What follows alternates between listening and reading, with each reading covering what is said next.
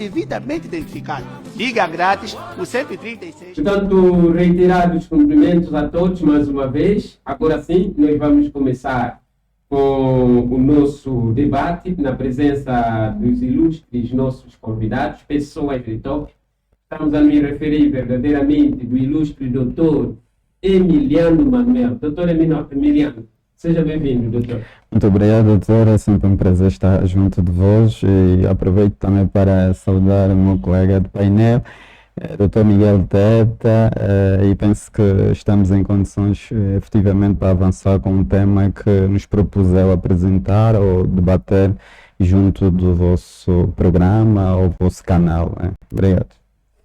Portanto, eu, doutor Emiliano Manuel, dei-me só um minuto não, uns segundinhos para que eu faça aqui uma abordagem junto com o meu diretor. Não sei se já resolveu.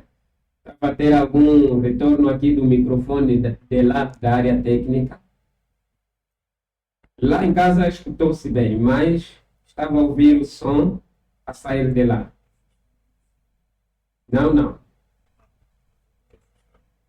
Pronto, agora sim, podemos? Tá bom. Portanto, estávamos aqui a tentar organizar alguma questão técnica, porque estávamos a ter retorno, não é? da abordagem do microfone do ilustre Dr. Emiliano Manuel. Dr. Emiliano Manuel é do seu jeito. Não esperem que ele é daquelas pessoas que falam assim tanto, não. Tá? Dr. Emiliano é daqueles nossos companheiros, doutores, que não brincam em serviço.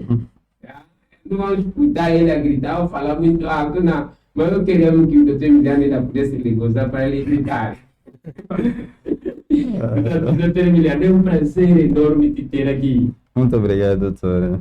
Digo mesmo. Sabe do afeto que eu lhe tenho-lhe muito afeto. Eu gosto muito do doutor Emiliano, porque é daqueles jovens que não deixam coisas de falar assim, não, ele anda a fingir. Não, ele é mesmo sincero. Se ele não te gosta mesmo. Tá vendo, né? Ele é bom, ele é uma pessoa fora de série. Eu acho que os meus ilustres convidados e internautas, doutores que estão aqui a ver, eles conhecem o doutor Emiliano, que não me deixa mentir. Um profissional vertical, tá? E por isso eu também um amigo. Obrigado. Pronto, mas também, ladeado aqui do doutor Emiliano, está o ilustre doutor Miguel Teta Neto, não de Agostinho Neto, tá? Mesmo da família Teta Neto. Doutor Miguel, seja bem-vindo. Muito obrigado. Obrigado mesmo de coração ao Kifando Jurídico. Um extensivo obrigado vai para o doutor Emiliano, e porque afinal esse tem sido o nosso dia a dia, partilhar muitas missões de serviço, muitas atividades, com interesse mirado mesmo ao público trabalhista. Muito obrigado. É o doutor Miguel Teta Neto. Doutor Miguel, para mim também é um prazer lhe ter cá. Acredite que eu, desde a semana passada, que eu estou a lutar juntos com o doutor Emiliano. Quando o doutor Emiliano me disse assim, olha, não se preocupe, ele é uma pessoa muito séria. Se ele aceitar, e se ele não tiver algo naquele dia, mesmo até que tivesse, se eu lhe falar, não, vamos lá para abordar questões que são importantes para os seus associados, ele vai estar lá. Porque ele tem muito, mas muito para falar e muito para dar. Então, doutor, eu quando lhe vi aqui, quando me falaram no meu diretor, que o doutor Teta já estava ali embaixo, eu disse, poxa, graças a Deus. O doutor Emiliano, quando me mandou outra mensagem, anteontem. Penso que foi.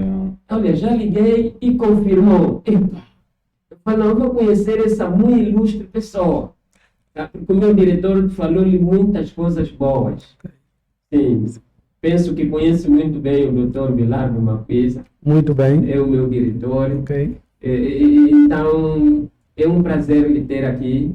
Tá? Nós criamos o espaço, é mesmo para podermos dar possibilidade de que não basta só a Rádio Nacional, não basta só outros meios de comunicação, mas que tivéssemos também o nosso espaço em que pessoas mais idôneas, né, em que já profissionais da área pudessem vir, pudéssemos desenvolver ou trocar impressões sobre várias situações que não só que enfermam, mas que também pode ser um motivo de confusões, de falta de conhecimento.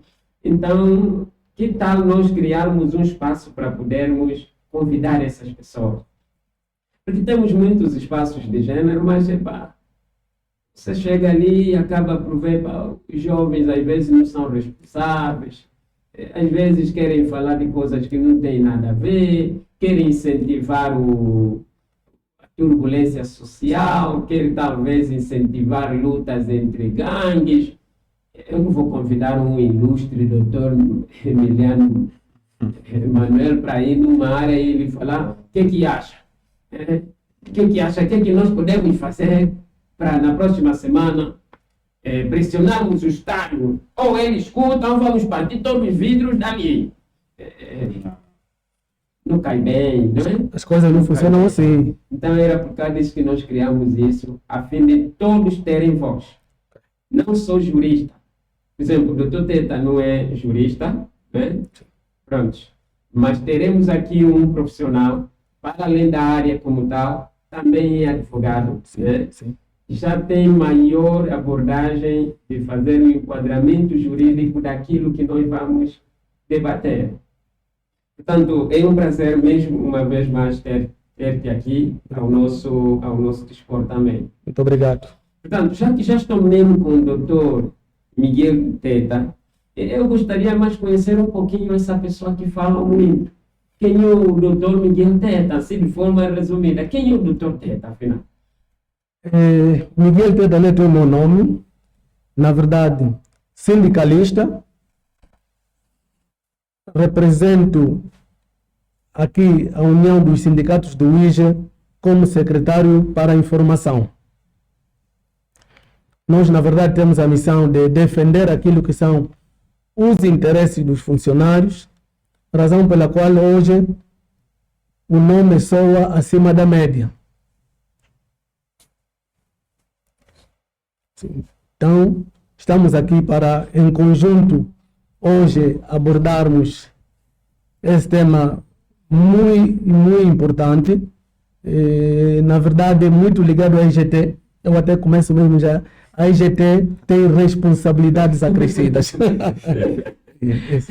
Tem muita irresponsabilidade. Muita irresponsabilidade. E hoje vou ter que te falar aqui um pouquinho deles. Sim. Sim. Doutor Teta, disse verdadeiramente que faz parte da UNTA. Sim. Quem disse isso? Como é que estamos a UNTA a partir da província do Luís? Temos internautas que não estão informados verdadeiramente sobre o que é a UNTA, de concreto. De concreto, a UNTA é a União Nacional dos Trabalhadores Angolanos e ela é representada nas 18 províncias. Agora estamos em todas as províncias, porque recentemente nós tivemos o aumento de mais algumas províncias e cada província tem a denominação. Nós, por exemplo, no IJE somos a União dos Sindicatos do IJE. Nós é que representamos a maior força sindical a nível do país e a nível da província.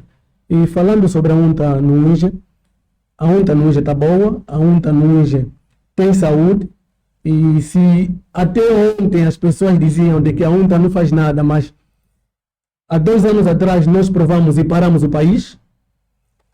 Paramos por quê? Porque usamos todas as ferramentas necessárias para negociar e não tendo encontrado sucesso, então tivemos que aplicar a Lei 23, que é a lei da greve.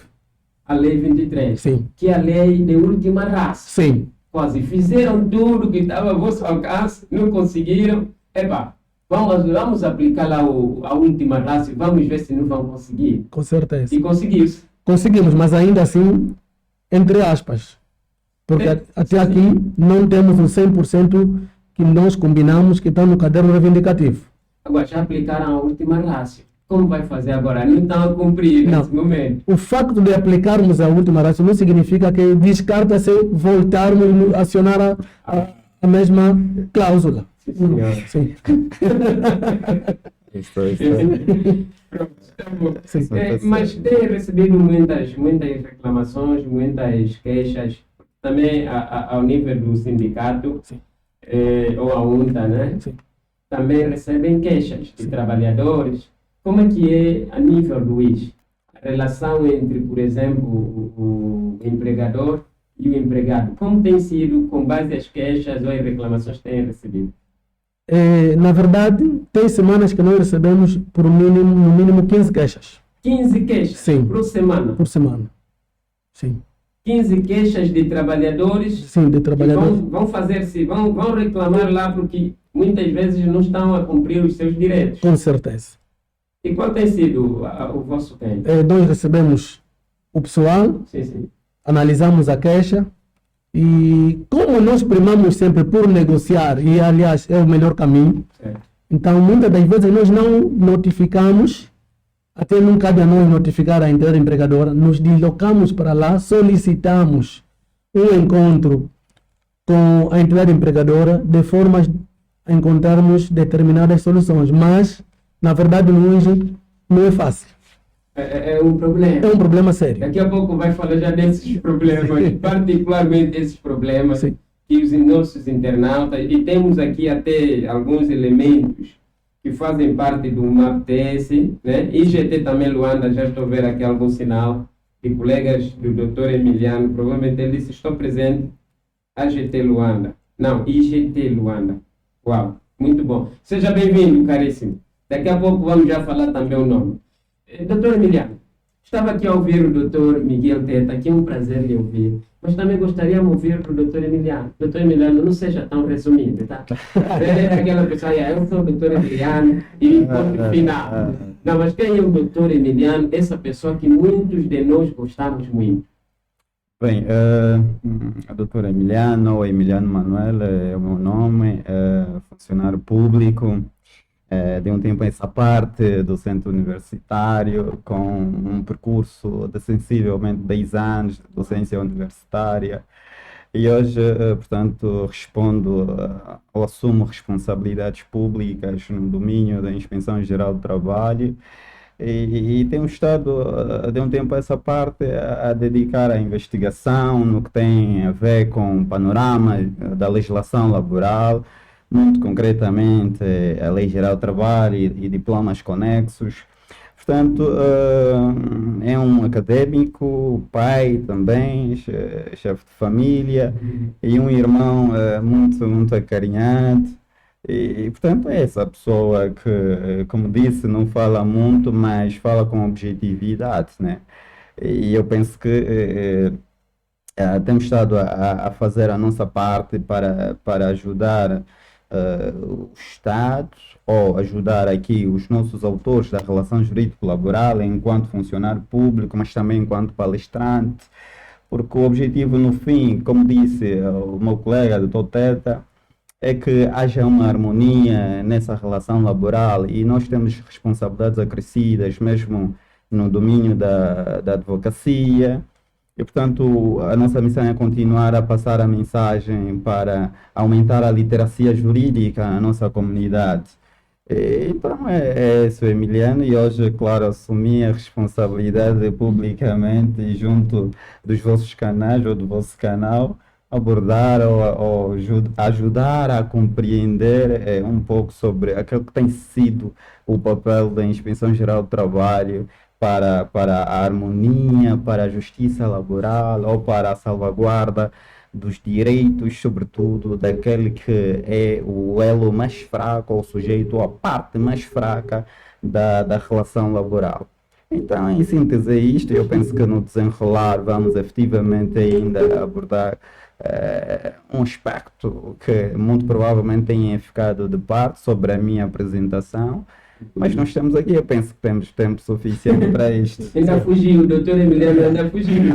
Se vocês notarem, na sua apresentação falou muita coisa, não sei lá quem, mas sobre o doutor Emiliano fugiu quase. Tá? Mas, doutor Emiliano, aqui já entre nós, e nós queremos, há aqui um internauta que diz assim, diga ao doutor Emiliano que eu gosto muito. Esse aqui é o doutor Miguel Antônio. Diga que eu lhe gosto tanto e lhe transmita um afeto tão efusivo depois do momento que passou. Portanto, eu acho que o momento sabemos, não é? E ele aqui transmite esse sentimento de afeto que tem para vós. Ele diz que é um prazer enorme te ver aqui. Muito obrigado, só tenho que agradecer ao nosso colega, amigo. Portanto, é mais um motivo de regozijo saber que há do outro lado pessoas que efetivamente nos conhecem e solidarizam sobre a situação e transmitem os seus carinhos ou o seu sentimento de afeto, e nós só temos é que retribuir na medida que nos permitir, né? E dizer também que muito obrigado pela saudação e estamos juntos, pode sempre contar conosco.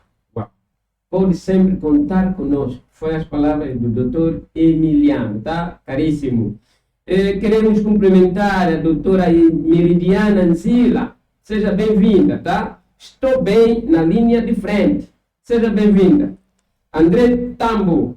Estamos juntos, meu mano, tá? Saudações extensivas a toda a comunidade que fã do jurídico. Presença confirmada. Tema bastante pertinente. De Orcelino Gabriel. Meu mano, bem-vindo. Mande já as tuas perguntas conforme nós temos estado habituados a receber. Doutora Meridiana, também pode mandar as questões que você quer fazer. Doutora Dara Luiza é nossa colega advogada. Bem-vinda, doutora, tá? É um prazer. Doutor Garcia Kussungana, Esparto Lopes. Bem-vindo, meu mano. Juliana José, é um prazer te ter. Doutor Panda Bielsi, estamos juntos, doutor Panda. Doutor Domingos Travasso. Epa, doutor Domingos, é um prazer te ter aqui. Doutor Matemo Gomes. Doutor Álvaro Murata, bem-vindo, meu mano. Portanto, ao longo do nosso game, vamos também cumprimentar todos, tá? Ninguém vai ficar de fora. Doutor Narciso Helênio, ali, advogado da GMM. Bem-vindo, meu mano, tá? É um prazer também lhe ter aqui. É um prazer lhe ter aqui neste momento. Deixa-me só fazer aqui menção do Dr. Manuel Serafim. Dr. Manuel Serafim, presidente, vice-presidente do Conselho Provincial da Ordem dos Advogados de Angola, no IS. Doutor, disse o seguinte: saudações à magna equipa do Kifando Jurídico. Epa, muito obrigado. Estou atento ao programa, sempre com temas de alto interesse público. Viva! Viva, meu mano! Aqui cumprimentos extensivos do Dr. Emiliano e do Dr. Teta. É um prazer lhe ter ali daquele lado. Dr. Manuel Ginga, a partir de Luanda, tá? Advogado. Bem-vindo, meu mano. Saudações ilustres, já estou ligado. Desejo boa participação, que o moderador aprofunde as questões pertinentes. Eu estou aqui para aprofundar. Mas também podem me ajudar. Enviem as questões, porque às vezes alguma outra coisa me passa despercebido. Tá? Doutor Ginga, eu te gosto muito, meu mano. Manda já as questões para nós podermos ler. Landis Mister, cordiais cumprimentos. Sou Pedro João Bunga, estudante de Direito da Universidade Quimpa Vita. Epa, meu mano, estamos juntos. Bem-vindo. Epa, agora é a caríssima Cletilda Ângela. Bem-vinda, recém-licenciada, doutora Cletilda. Pá. É um prazer lhe ter aqui desse lado, tá? Você sabe que nós te gostamos muito. E o doutor Emiliano, então, te gosta também tanto. Tá? Não, porque o doutor Emiliano foi um dos co-orientadores do trabalho do FINUC. Ou não lhe gosta, doutor? Não, gosto. Não. Senão teria trabalhado com ela. É isso, tá? Começar... A nível profissional, claro, tá, doutora Cletilda? Tá? Pronto, mas eu gosto muito de ti porque você está sempre conosco. Uma menina exemplar, tá? Saudações apoteóticas. Tá vendo? Viste? Licenciada em Direito. Exato. Cletilda Ângela é meu nome. Estou atenta. Temática muito relevante. Bem-vinda, doutora, tá?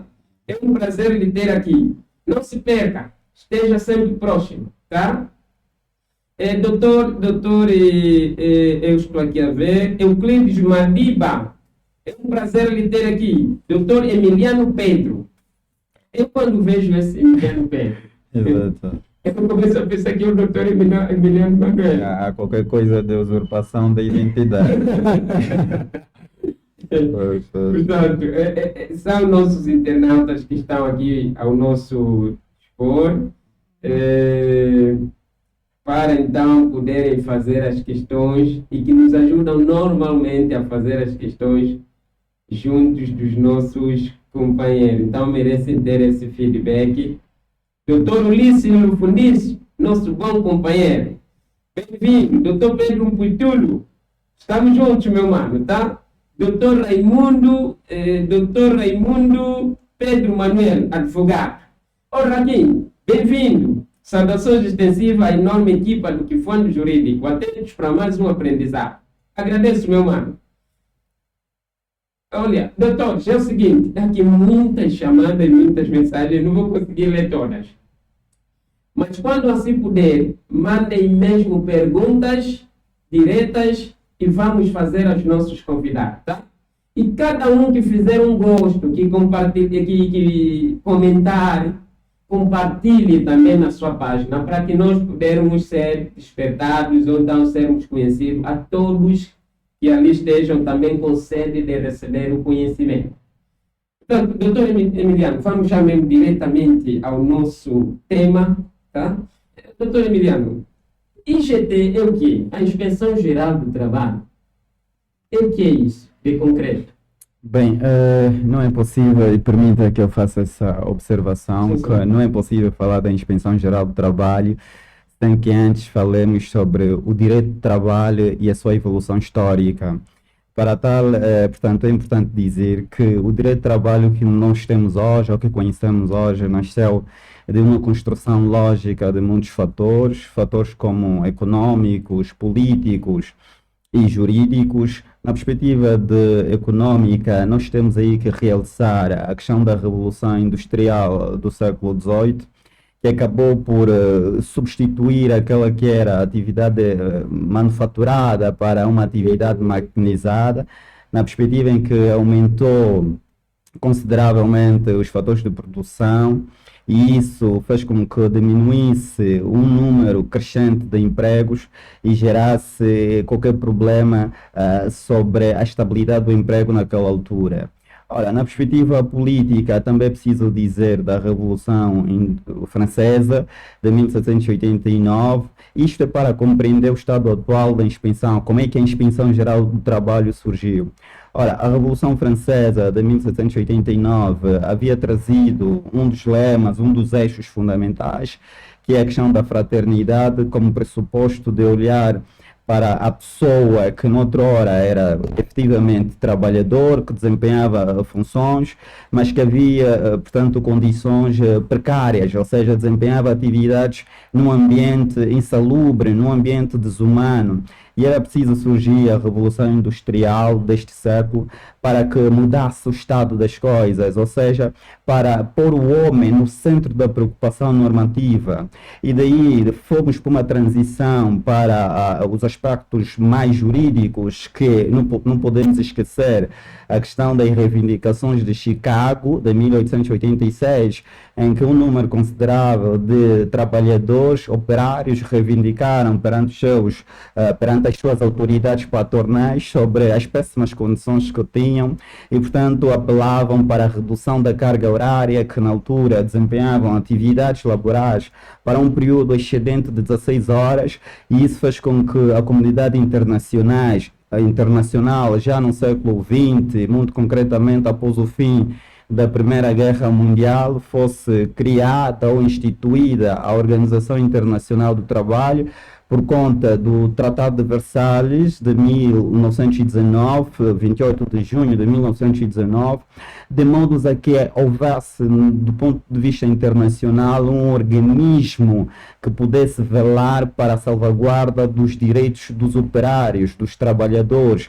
Portanto, surge em primeira instância a OIT, mas também não podemos esquecer que no advento da evolução das sociedades e do tempo naquela altura, vinha o problema da crise econômica de 1929, depois nasce ainda a questão da Segunda Guerra Mundial. Todos esses fatores todos esses acontecimentos históricos fizeram com que pudéssemos hoje ter uma OIT, ou uma Organização Internacional do Trabalho, que virasse a sua preocupação para a mudança das péssimas condições do trabalho precário que muitos trabalhadores vinham tendo desde a Revolução Industrial, quer na Primeira Guerra Mundial, quer na Segunda Guerra Mundial, que terminou em 1945. E por isso mesmo, em 1945, com a institucionalização da Organização das Nações Unidas, em 24 de outubro de 1945, a OIT, que foi criada em 1919, passou a ser considerada uma agência especializada das Nações Unidas. Ou seja, há as Nações Unidas que elabora a Declaração Universal dos Direitos Humanos, mas ainda há, do ponto de vista orgânico, uma organização, que é a Organização Internacional do Trabalho, como propósito de discutir, de aprovar convenções, recomendações, no sentido de cada vez melhorar as condições dos nossos operários, as condições dos nossos trabalhadores. Aliás, quem fala de sociologia das organizações sabe que a pessoa ou o trabalhador é o principal recurso de qualquer organização, e era preciso, no plano internacional, que houvesse esta Organização Internacional do Trabalho. Repare que em 1947 a Organização Internacional do Trabalho aprova uma das convenções, que é a Convenção 81. Esta convenção é que cria, na verdade, é que institucionaliza a Inspeção Geral do Trabalho. Ou seja, com esta Convenção 81, os Estados começaram a adotar no seu panorama interno um ente que velasse, que fiscalizasse, que assegurasse o cumprimento da legislação laboral ou o cumprimento dos deveres que são impostos à entidade empregadora, de modos a elevar o trabalhador a uma condição de pessoa, a uma condição de um sujeito de direitos que visse efetivamente as suas garantias efetivamente salvaguardadas. Ora, essa questão do surgimento da Inspeção Geral do Trabalho, como eu disse, não nasce do nada, nasceu dessa preocupação premente das péssimas condições que o trabalhador tinha. Por causa de quê? Por causa do liberalismo jurídico que era característico antes do século XX, na perspectiva de que os sujeitos da relação jurídico-laboral, empregador e trabalhador, tinham o poder de definir as cláusulas que melhor aprovesse na relação laboral. Ora, mas do ponto de vista concreto, na verdade, essa liberdade que era absoluta, e aqui apelava-se ao Estado para não ingerir-se para a atividade econômica, tal como eram os conselhos de Adam Smith, David Ricardo, Milton Friedman, apelava que o Estado não podia intervir na relação laboral e que deixasse para os sujeitos da relação laboral o poder de definir ou de afixar ou de estabelecer as cláusulas que regulasse o seu contrato de trabalho. Só que, na perspectiva de olhar pela carência que o trabalhador passava, pelo desejo de ter o primeiro emprego, fazia com que esse trabalhador aceitasse qualquer contrato de trabalho, mesmo se as condições fossem indignas, mesmo se as condições fossem precárias. Daí que, com a OIT, com a Convenção 81, que institucionaliza a Inspeção Geral do Trabalho, apelou-se, houve aqui a questão da transição do Estado liberal, o Estado que permitia, que tolerava, que não ingeria nessa relação laboral, houve a transição do Estado liberal para o Estado social, ou o Estado do intervencionismo. Ou seja, a partir do século XX, já aos fins da metade do século XX, o Estado começou a intervencionar na relação laboral, de modo a estabelecer limites mínimos pelos quais a entidade empregadora não pode ignorar, não pode deixar de observar. Por isso mesmo, quando falamos da Inspeção Geral do Estado, da Inspeção Geral do Trabalho, podemos dizer que nasceu da necessidade do Estado intervir na relação jurídico-laboral, ou seja, na relação entre trabalhador e empregador, de modos a servir de ponto de equilíbrio no poder ou na falta de autoridade ou na posição de fragilizante que passava o trabalhador, porque o trabalhador, como temos estado a ver, é o ente mais fraco dessa relação e por si só não consegue negociar em pé de igualdade as cláusulas do contrato. Daí que, para reverter e equilibrar essa relação de dependência, de sujeição do trabalhador em face da entidade empregadora, era preciso que houvesse um ente criado pelo Estado, com autoridade própria, de modos a fiscalizar se as condições que essa entidade empregadora está a outorgar, está a conferir ao trabalhador, respeitam o mínimo da dignidade dele, respeitam os aspectos econômicos da sua evolução econômica. Então aparece aqui a Inspeção Geral do Trabalho como um ente público, um ente de autoridade pública que tem por função ou atribuição fiscalizar o cumprimento da legislação laboral. Doutor, falou muito bem, é uma história muito bem resumida, e dá aqui para entender que o despertar, né, do Estado intervencionista vai desabrochar também o surgimento da própria IGT. Exato. Mas a IGT é consequência deste desabrochar do Estado intervencionista. Mas quando nós analisamos para a relação laboral, nós vimos dois polos, né? O polo do próprio empregador e o polo do próprio empregado. E pelo que nós entendemos na abordagem do doutor, é que a IGT está ali para o empregado. Para equilibrar a relação.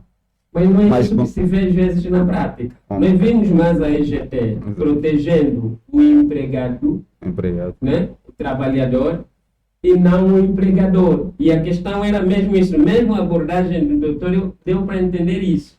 Quem é que protege afinal o empregador? Porque não basta protegermos o empregado. O empregador também tem seus direitos. Exato. Quem protege os direitos do empregador? Nesses termos que disse sobre a questão da intervenção da IGT. Bem, temos que considerar primeiro a questão da relação, como é que é estabelecida essa relação. A relação laboral será uma relação equiparada a qualquer relação do direito civil, por exemplo. Hoje a relação laboral é uma relação desequilibrada. Em tese tinha de ser uma relação horizontal, mas é uma relação vertical, em que temos o trabalhador embaixo, o trabalhador é aquele que se sujeita, obedece, e temos por outro lado a entidade empregadora que tem os poderes ou que exerce os fatores de produção, ou seja, o que detém a riqueza e por aí.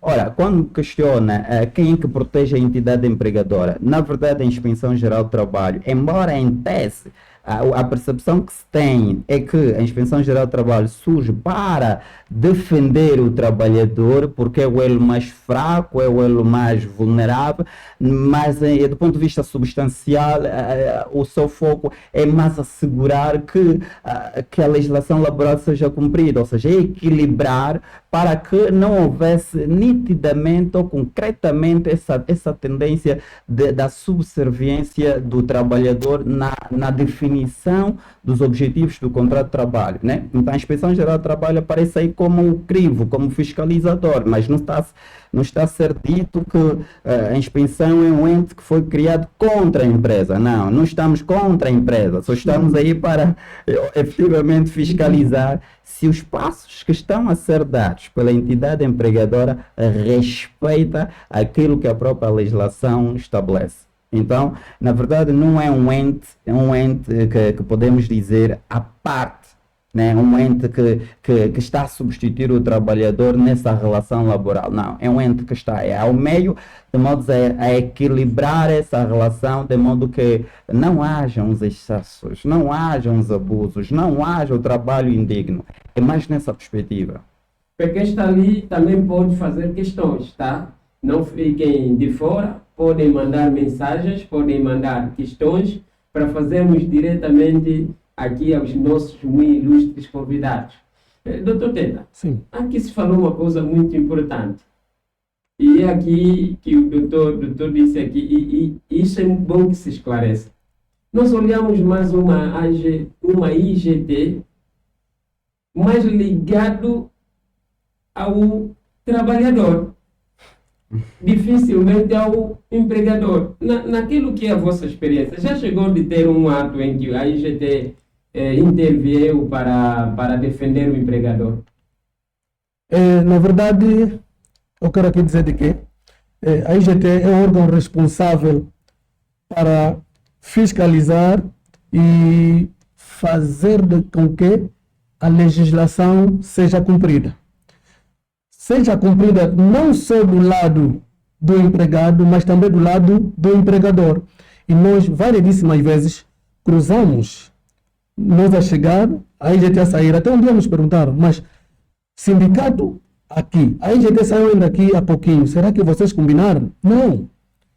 Tem sido assim o nosso dia a dia, e porque muitas das vezes, e a IGT, não é por estar aqui o doutor Emiliano, vai ao terreno, o primeiro contacto é com o empregador. E muitos empregadores são chamados à razão onde estão a falhar, de formas a levarem a bom porto aquilo que é a produção da própria empresa. Porque até nós sabemos, quanto mais o empregador estiver junto do seu pessoal, a produção é acima da média. Então, apesar de que muitos empregados dizem que não, a IGT está contra nós, não, a IGT nunca esteve contra o empregador. O empregador, muitas das vezes, é que tem estado os empregadores a transgredir aquilo que são os pressupostos laborais. Então, quando a IGT coloca a mão pesada, para eles, até os inspetores, por exemplo, no IGT têm nomes, são braços de ferro. Mas são braços de ferro por quê? São braços de ferro por quê? O que é que a gente deixa de fazer nós? Vão num determinado estabelecimento, numa determinada empresa, encontrem aquilo que receberam como denúncia, aconselham a entrada empregadora, conversam com o pessoal que é a mão de obra, mas o mesmo conselho que é dado, a mesma orientação que é dada ao empregador, depois da IGT sair, o que é que o empregador faz? Muitos deles dizem, vocês foram queixar na IGT, agora me fizeram o quê? Nem sequer eu vou cumprir. E nós temos provas da empresa, empregadores que jogam na cara isso nos trabalhadores. Primeira vez, segunda vez, a terceira vez. A IGT tem o poder de notificar a empresa, tem o poder de passar as multas. Então, depois deles serem passadas as multas, aí vem, não, o inspetor Emiliano não presta. O inspetor aqui não presta. Doutor Teto, o inspetor Emiliano é braço de ferro, aquele miúdo não presta. Tudo por quê? Porque fez cumprir a lei. Aí não é o doutor Emiliano. Aí não é o inspetor, mas sim é a lei geral do trabalho que está funcionando. Mas essa questão é para ambos. A nível do decreto 20, acho que é o decreto 90/22, que é o decreto que faz o estatuto mesmo da própria Inspeção Geral do Trabalho. Sim. Determina que a intervenção do próprio inspetor ou da própria Inspeção Geral do Trabalho é de duas naturezas, quer ele seja de natureza pedagógica e de natureza preventiva. Coerciva. Mas esse... Ou coerciva. Pronto, muito obrigado. Coerciva. Pedagógica ou coerciva. Mas o que tem se visto, e aqui há um internauta que já disse isso, o que tem se visto, e aqui também esse internauta casa com a abordagem do Dr. Teta, o que se vê mesmo aqui é mais braço de ferro.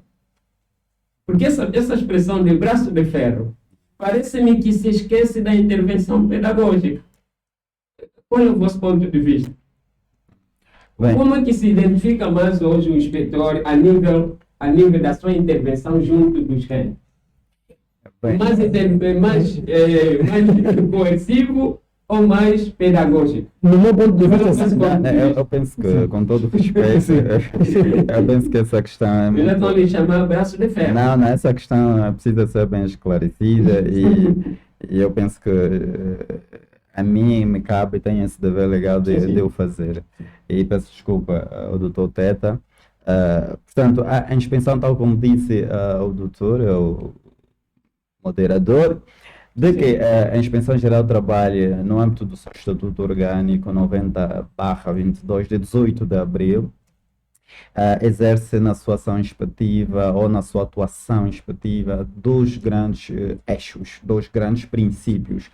O primeiro é o princípio da prevenção, o princípio da atuação pedagógica, e o segundo, que é o princípio da atuação coerciva.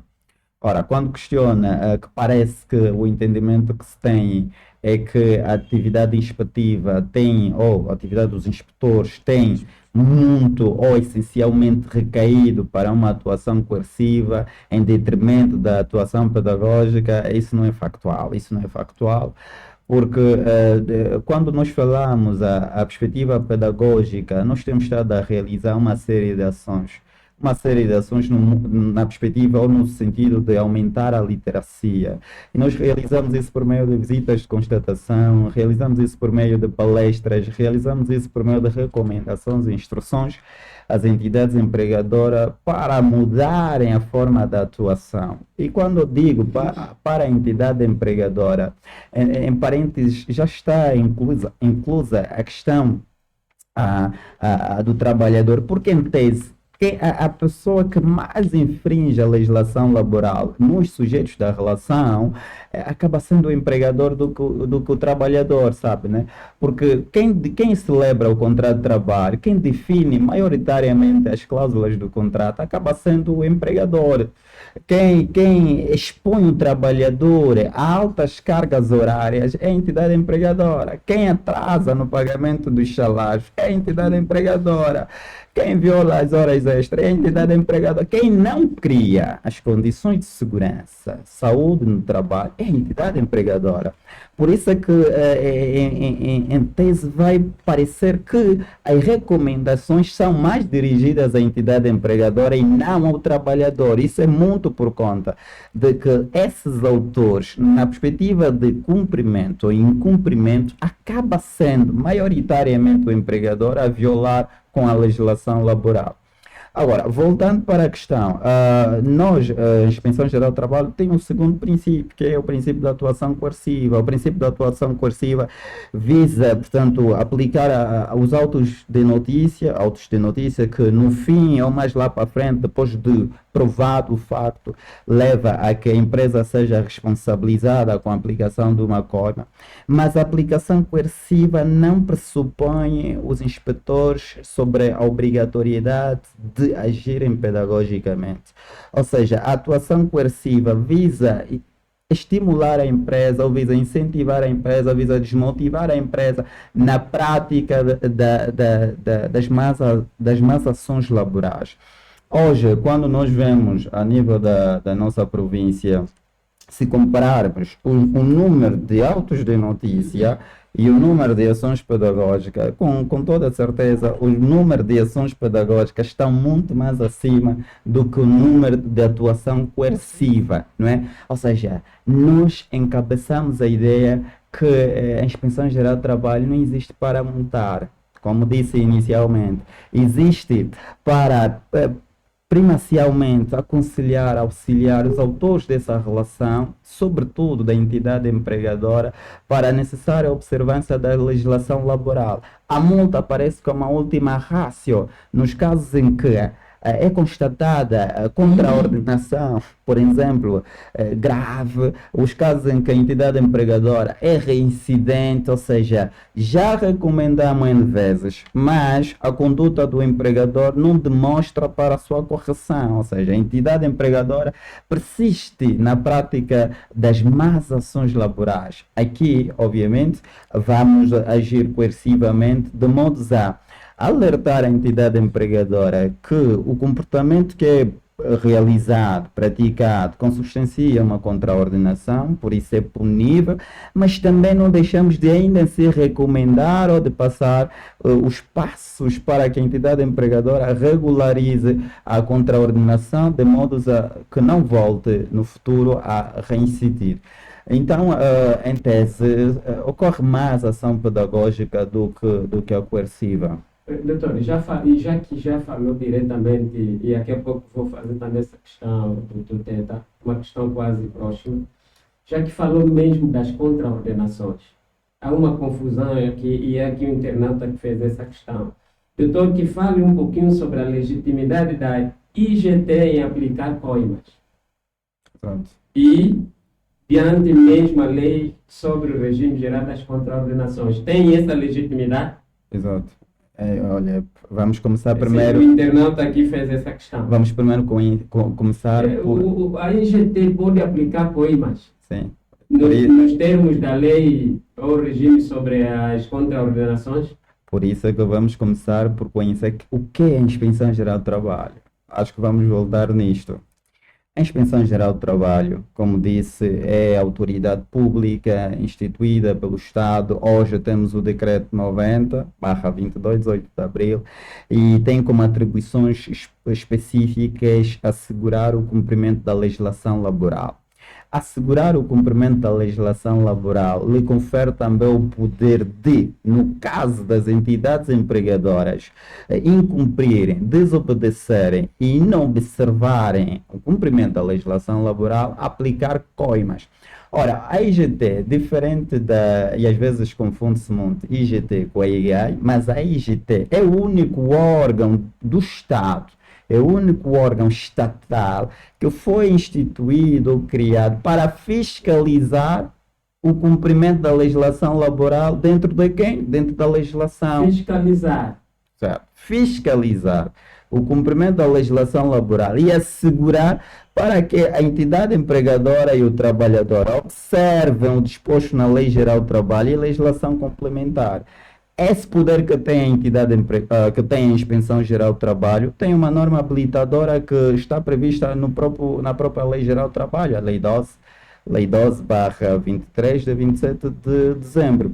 A Inspeção Geral do Trabalho, na competência de fiscalizar, na competência de assegurar que as entidades empregadoras, que o trabalhador, sobretudo aqui, observem a legislação laboral, tem a competência do ponto de vista do Estatuto, no seu artigo 25, número 1, de aplicar as coimas pelas contraordenações laborais verificadas. Ou seja, se é o único órgão que tem competência de fiscalizar o cumprimento da legislação laboral, se esses autores, aqui, entidade empregadora, inobservar com os seus deveres laborais, seus deveres que estão previstos na Lei Geral do Trabalho e legislação conexa, a IGT, por competência do próprio Estatuto, aplica coima ao caso concreto, ou atendendo à contraordenação laboral praticada. Então, Mas, doutor, e nós temos, vou já talvez terminar, nós temos hoje o decreto 50/25 de 19 de fevereiro, que estabelece as coimas por contraordenações laborais.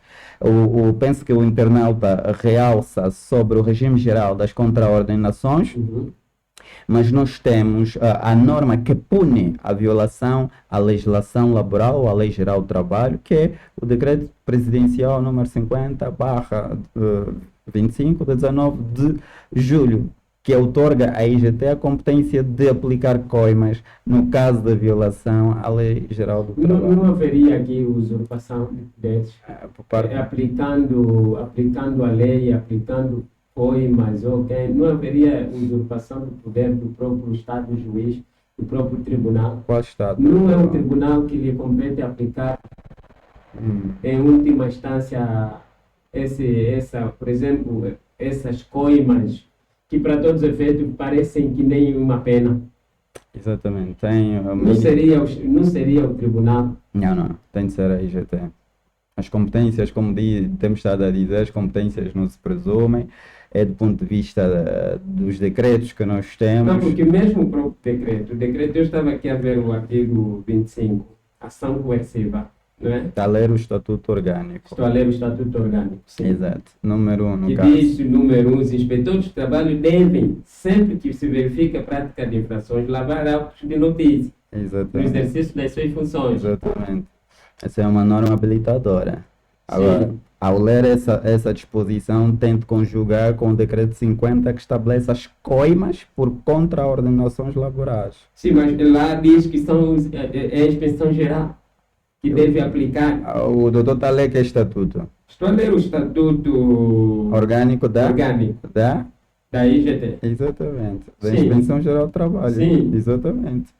Então, se está, Sim, pode falar. se está a ler o estatuto orgânico da IGT, o número 1 do artigo 25 está a dizer que os inspetores, no exercício das suas funções, têm competência de aplicar os autos de notícia pelas irregularidades ou pelas contraordenações ou pelas infrações verificadas, está a conferir ao inspetor a competência de aplicar coima às entidades empregadoras pela violação da legislação. Não é apenas uma possibilidade de que quando se diz auto de notícia, não é apenas a possibilidade de formalizar ação transgressora.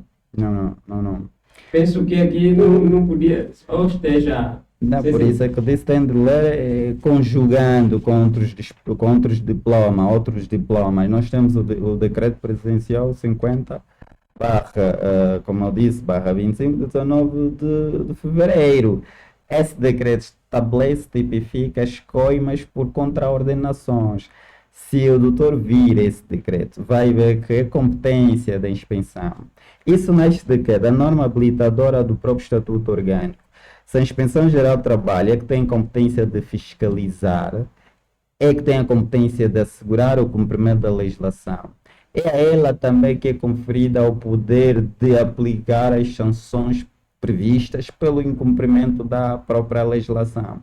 Esse é apenas o Estatuto Orgânico e tem de fazer referência ou remessa ao decreto que estabelece as coimas, que define as contraordenações, que é o decreto, o regime geral das contraordenações laborais, que é o decreto presidencial 50/25 de 19 de fevereiro. Daqui a pouco tem uma outra questão do internauta aqui, que vamos já fazer também.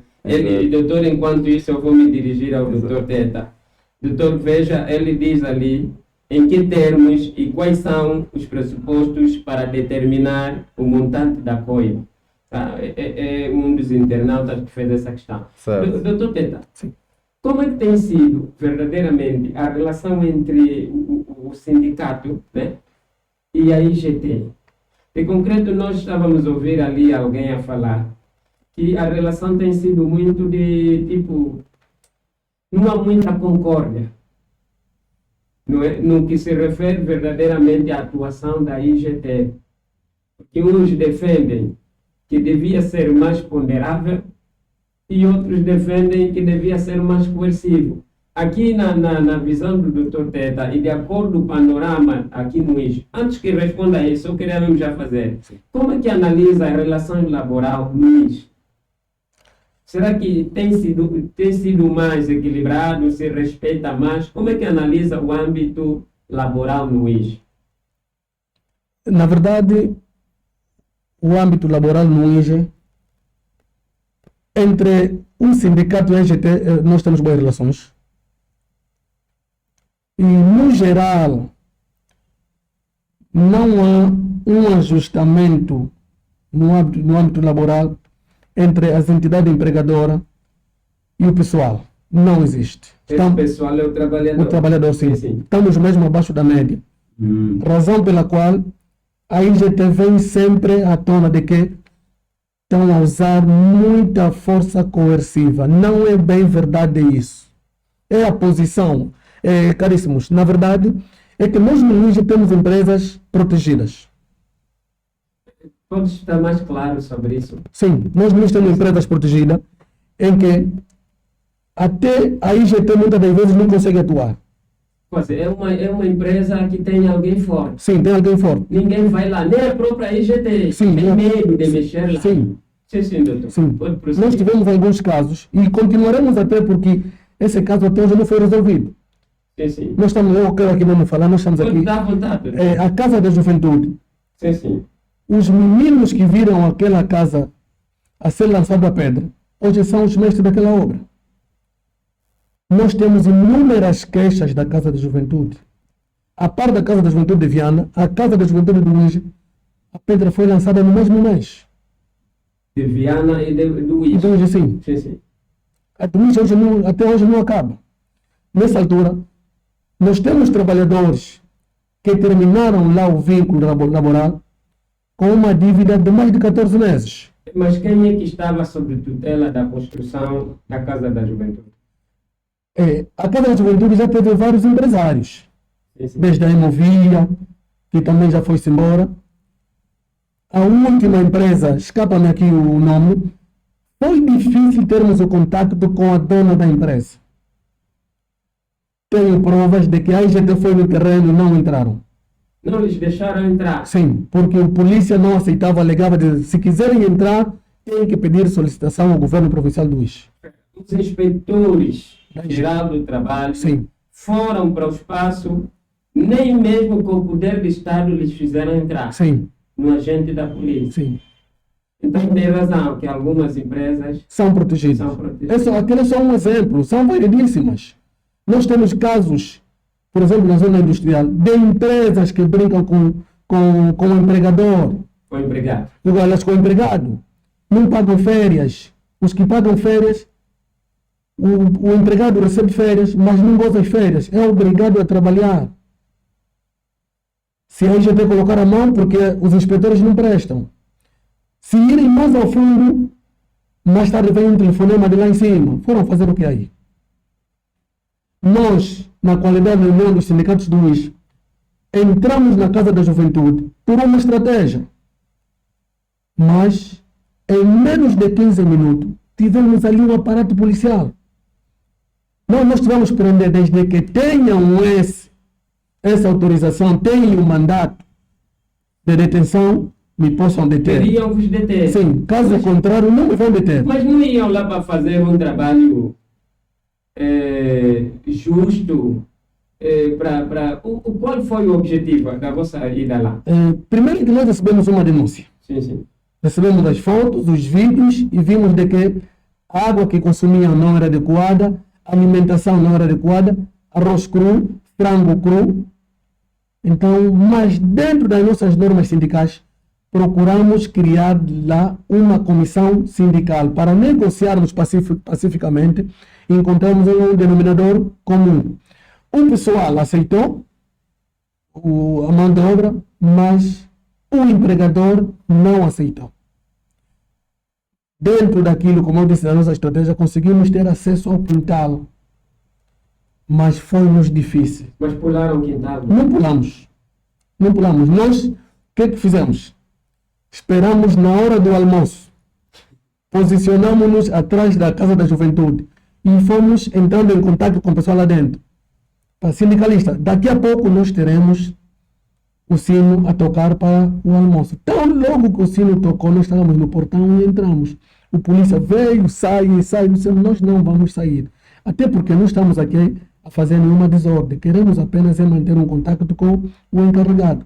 O encarregado angolano mostrou-se disponível, mas o estrangeiro foi difícil. E eu lhe perguntei, senhor, será que no Brasil é possível o que você está a fazer aqui contra a mão de obra angolana? No Brasil você faz?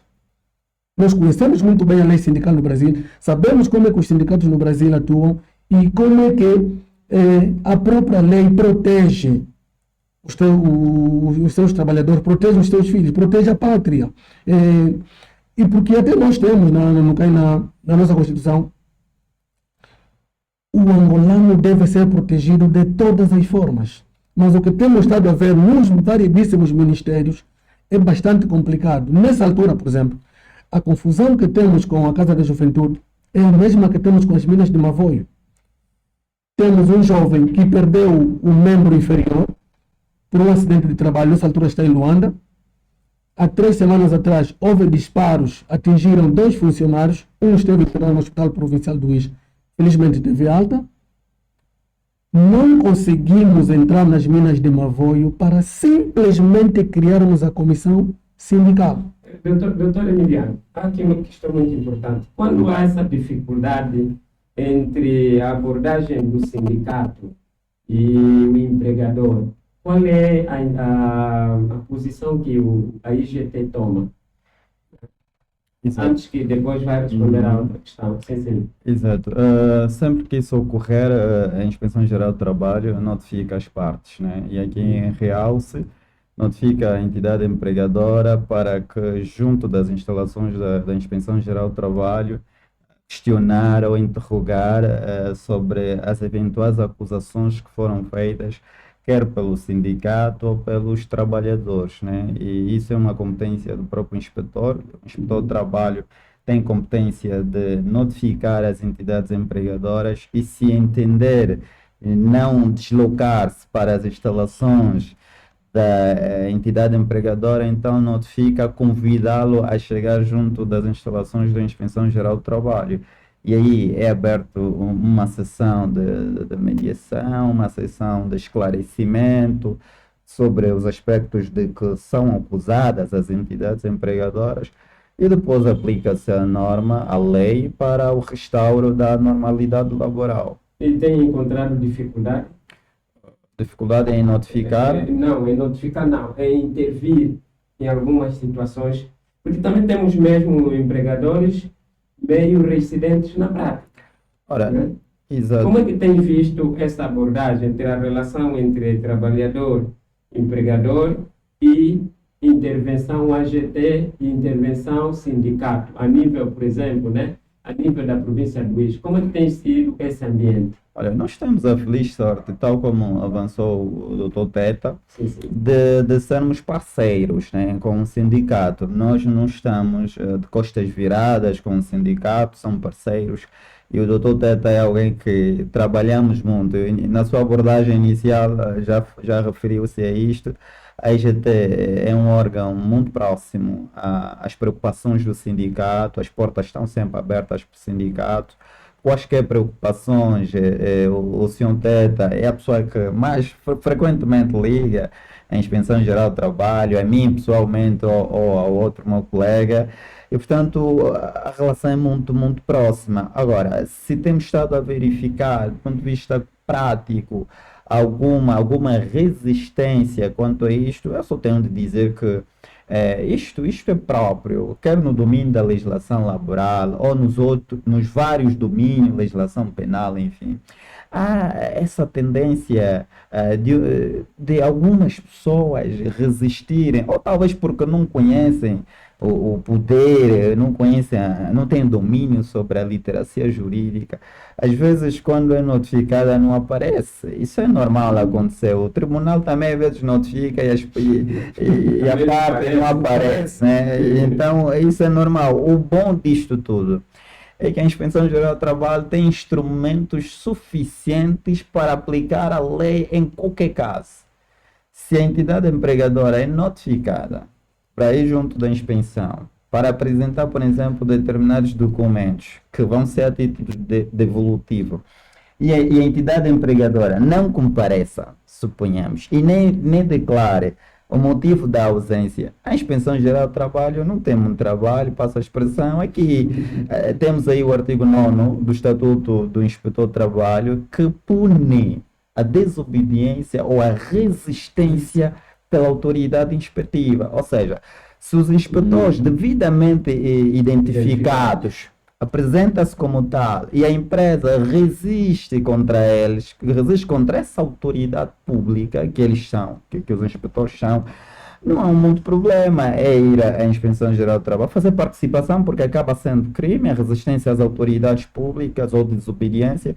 Fazemos a participação às autoridades competentes, a PGR, no caso de desobediência ou resistência, mas do ponto de vista administrativo, a resistência, a desobediência a uma orientação do inspetor do trabalho consubstancia infração.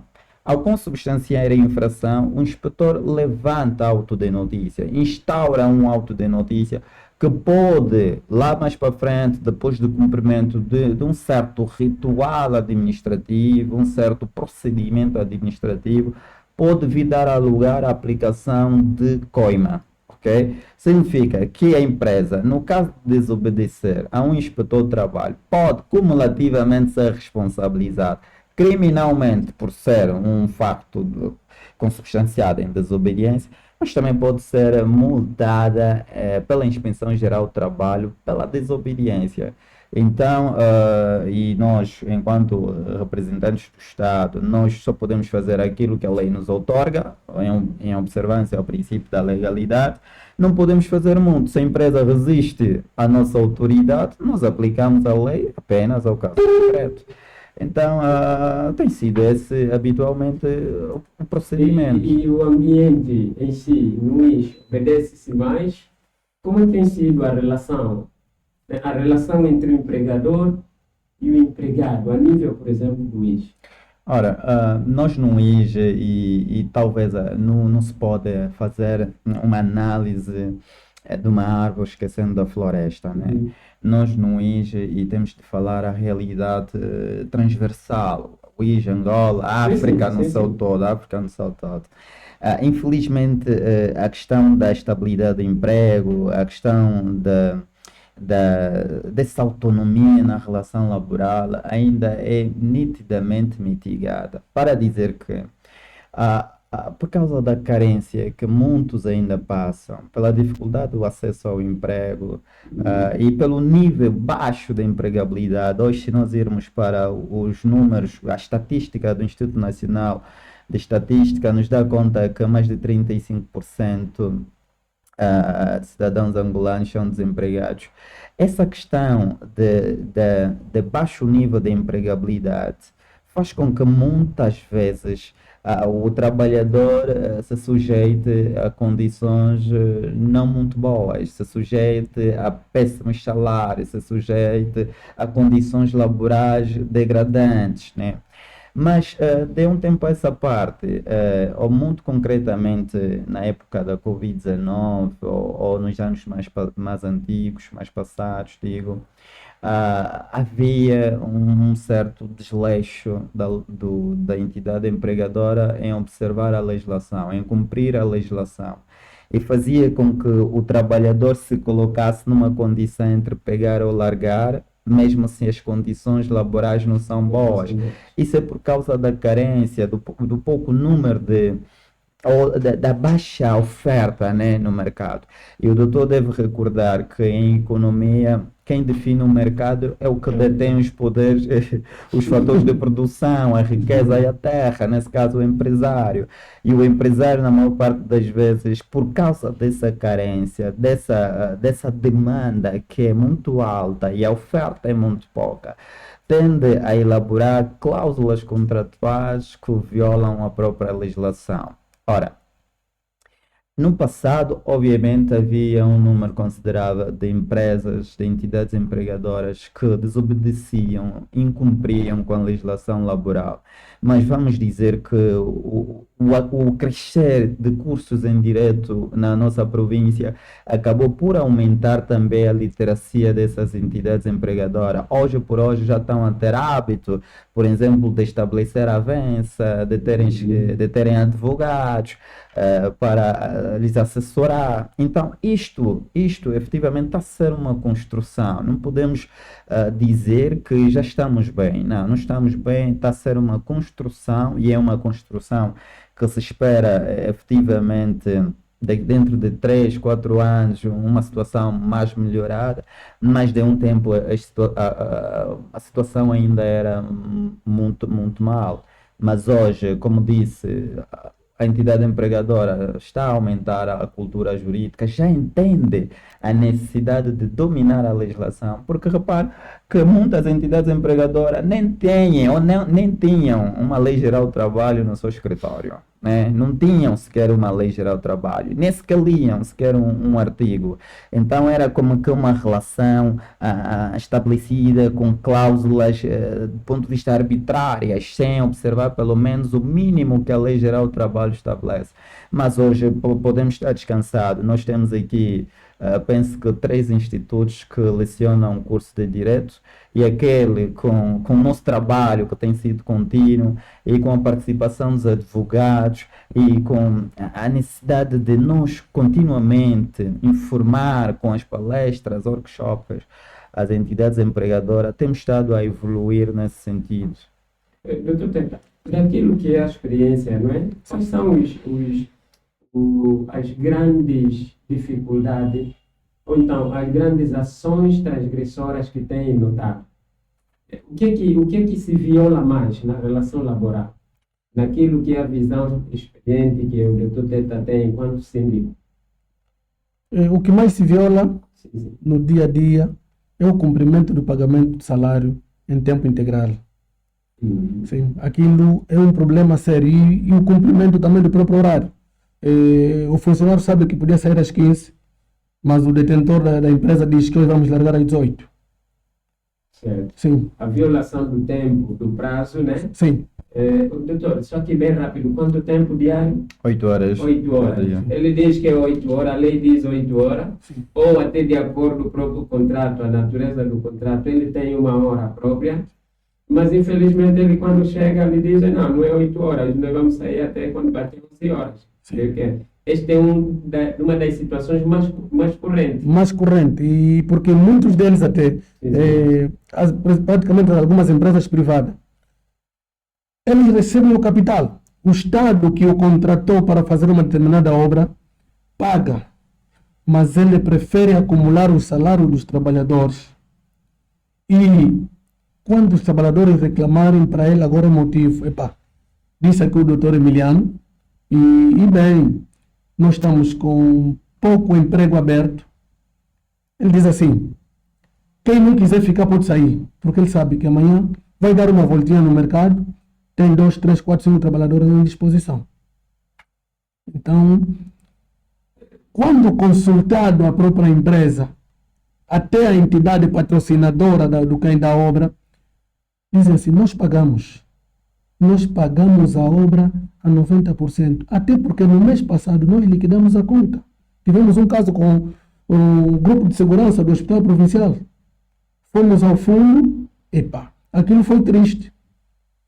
Vimos que estava pago a 100% os meses em atraso. O provincial pagou. Pagou. Estava tudo pago. Tudo pago. Mas ele não paga os trabalhadores. Não paga os trabalhadores, sim. Porque nós temos donos das empresas que dizem assim, eu sou, eu posso, eu mando, eu devo, eu faço. E fazem. E fazem mesmo. Fazem. E sacrificando muitas vezes o trabalhador. Sim, eles se esquecem, nós ao sacrificar um trabalhador, estamos a sacrificar se calhar 50, 60 pessoas. Estamos a sacrificar até o avô dele que está no Quimbele ou no Bembe, que no final do mês está esperando 1.000 kwanza para comprar 1 quilo de açúcar. É verdade. Sim. Doutor Emiliano, de concreto aqui de forma básica, o que diz a Lei Geral do Trabalho? Quais são os deveres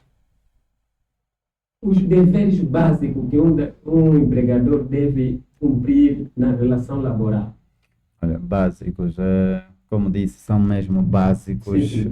Aqueles mesmo os principais, Certo. os fundamentais. Certamente. A entidade empregadora tem um conjunto de obrigações, deveres jurídicos que deve observar quando celebra o contrato de trabalho. Dentre estes deveres, pagar pontualmente o salário e pagar um salário justo. Hoje a discussão da pontualidade tem que acompanhar, tem de estar em conformidade à justiça deste salário.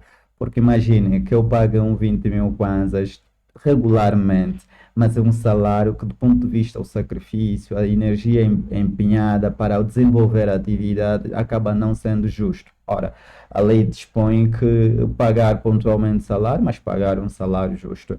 Este é o principal dever da entidade empregadora, mas ainda tem outros, como criar ou estabelecer boas condições de trabalho, condições de segurança, condições de higiene, porque ninguém está satisfeito e ninguém quererá estar satisfeito. Ver o trabalhador desempenhar atividades em condições inseguras e que amanhã possa morrer, por exemplo, de eletrocução.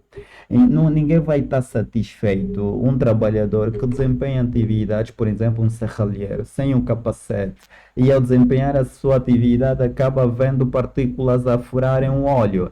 Ninguém estará satisfeito. Então, este é o segundo dever que é imposto à entidade empregadora. Tem de criar a esse operário, a esse trabalhador, todas as condições indispensáveis para que o trabalho seja desenvolvido tal como quer, mas que salvaguarde a integridade física e a vida e a saúde desse trabalhador. Ora, depois disto, tem que conferir férias. Tem de conferir férias porque o corpo humano cansa. E quando chegamos nesse tipo de conteúdo de férias, eu costumo sempre relacionar a Bíblia. A Bíblia diz que Deus fez o mundo em 6 dias e no sétimo descansou. E eu costumo dizer, se Deus descansou, quem é o trabalhador que não pode descansar? Então, essa questão da férias visa recuperar ou restaurar o cansaço, a fadiga, o estresse que normalmente a atividade laboral impõe, porque sabe, a atividade laboral é uma atividade de risco, é uma atividade que cansa, é uma atividade que pressupõe sacrifícios físicos e mental. É preciso gozar férias.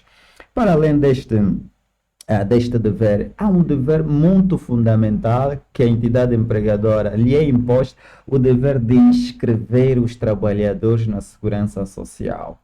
Hoje, trabalhar não é só ver o que damos hoje.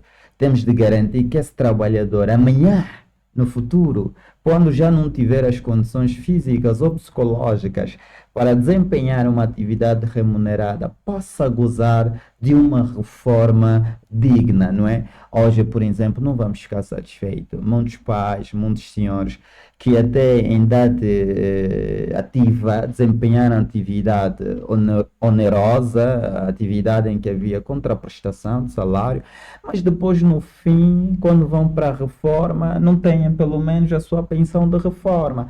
Por isso a obrigação de pagar pontualmente o salário tem de acompanhar na obrigação de estabelecer melhores condições de trabalho para esse operário, mas tem de acompanhar na criação de condições que permitam o descanso desse trabalhador durante o ano, durante o dia, mas também tem de conferir a esse trabalhador uma esperança de vida, uma esperança de condições melhores amanhã, quando for a reforma. Em síntese, sejam esses os deveres, né? Mas agora, desculpa, Sim. há determinados setores que têm obrigações acrescidas, que são os setores das indústrias, que são os setores da indústria transformadora, extrativa, por exemplo. Se, vamos lá ver, uma empresa de comércio, por exemplo, e uma empresa de indústria, setor industrial, uma fábrica em si, não vão ter em tese as mesmas obrigações. Isso dependerá da especificidade de cada atividade e do risco próprio da atividade que o trabalhador se propuseu desenvolver. Hoje, por exemplo, se eu sou um estivador ou sou um balconista, a entidade empregadora, em prática, não tem a obrigação de me dar o EPI. EPI é o equipamento de proteção individual. Mas se eu já sou pedreiro, sou serralheiro, sou maquineiro, por exemplo, aqui a questão do serralheiro, a entidade empregadora já não pode permitir que eu desempenhe atividades sem um equipamento de proteção individual. Significa que essa é uma obrigação imediata da entidade empregadora, para dizer que o trabalhador que desempenha atividades de risco tem de estar munido antes de desempenhar ou antes de se aproximar ou desenvolver a sua atividade, tem de estar munido dos seus EPIs, os equipamentos de proteção individual. Mas esses EPIs têm de estar adequados a repelir o efeito do risco profissional. Ou seja, se eu sou serralheiro, me deve ser dada, por exemplo, uma máscara. Mas será que essa máscara é aquela que vem na farmácia? Não. Tem que me dar um capacete. Esse capacete tem de estar adequado. Se eu eventualmente cair, para que não frature, por exemplo, o crânio. Essa máscara tem de estar capacitado a repelir a ingerência daquele fumo, porque quem está a serrar, e já vimos uma atividade de serralharia, vai nascendo um fumo, aquele fumo é tóxico. Se diariamente o trabalhador vai desempenhando essa atividade sem estar devidamente protegido com uma máscara, daí a 6 meses vai depois começar a manifestar doenças profissionais. Por isso, no âmbito das indústrias, no âmbito das empresas de construção civil, é importante, por exemplo, estabelecer seguro contra riscos profissionais. Está bem? Então, dependerá muito do risco de cada atividade, mas do ponto de vista genérico, as obrigações ou os deveres da entidade empregadora são aqueles que estão previstos no artigo 81 da Lei Geral do Trabalho. Que falando jurídico, em primeiro lugar, eu sou João Mussamba e aqui temos o doutor Emiliano Manuel, ele que é técnico da IGT UIS, e o doutor Miguel Teta, síndico, junto também à UNTA, certo, né, doutor? Pronto. São duas personalidades e, como não bastasse, acho que manifesta-se aqui a eloquência de ambos, conhecedores da matéria. Aqui uma questão pertinente, doutor Emiliano, ficou uma questão que vai responder, não é? Não deu a resposta aqui. Quais são os pressupostos que tem feito para determinar a medida da coisa? Mas, como já estamos mesmo em últimos minutinhos, mas é importante aqui frisar algo. O que nós hoje debatemos é falar sobre a intervenção da IGT e as relações jurídico-laboral, tá? Não se preocupe, porque eu estou a ver aqui um internauta que está falando, já estamos quase terminando, mas tenho aqui questões.